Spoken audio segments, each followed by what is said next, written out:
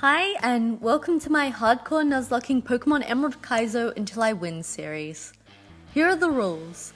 I can only catch the first Pokemon I encounter in each new area, unless it's a duplicate, then I must re-roll. Battles must be played in set mode, and there's a level cap equal to the gym leader's strongest Pokemon +1. We come out on top against Brendan. Then after grabbing our early route encounters, we quickly move on to the grunt mini-boss battle of Petalburg Woods. Chai's Ember doesn't quite KO the Magnemite, meaning she's left paralyzed, which of course results in us taking a Thunder Shock before getting the KO next turn. We try to get off 2 Embers to chip the coughing down, but paralysis makes it tricky. By the time we get off that second attack, coughing has activated our Flame Body, leaving him burnt. That means Milkshake can be switched in, and without an attack, coughing goes down. This puts us in a really good position against Houndour. As coughing didn't use up my berry, he can shake off Houndour's Toxic, while Water Pulse 2-shotting. Milkshake charms down the Bagon, then Smoothie comes in to get a crit one-shot Ice Punch. Finally, the Duskull, who I chip away at with 41, and then Coffee to switch out of confusion. After grabbing a Carp and facing down Trainer Red, the god of Rustboro City, it's encounter time. Then on to the gym. Of course, before we face down gym leader Roxanne, we have to beat her gym trainers, such as school kid Tammy. We lead Espresso, who is super vulnerable to a crit, but luckily she doesn't get it, allowing us to survive in the red and hit with a 4x super effective fighting attack for the KO. She sends in Yanma, so we do some strategic switching until Chai can safely get in while only taking a grass attack. Ember is a 2-shot, but he gets the Omni Boost from Ancient Power, which puts us in a bit of a vulnerable position. However, even with the stat boosts, we hold on and get the KO. Rhyhorn is next, and I switch to Cider to try and bait a super effective Magnitude. But for some reason he Mega Horns, meaning my switched in 41 goes down. No. I switch in Smoothie to 2-shot with Water Pulse.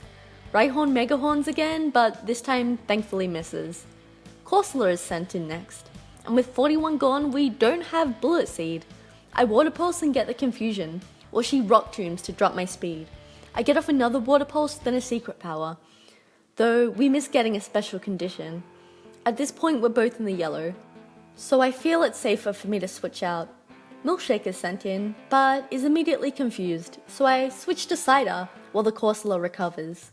From here, Omega Drain is able to 2-shot, and heal back some of the damage Corsola dealt in the process. Finally, the Larvitar, who immediately Earthquakes to finish off Cider.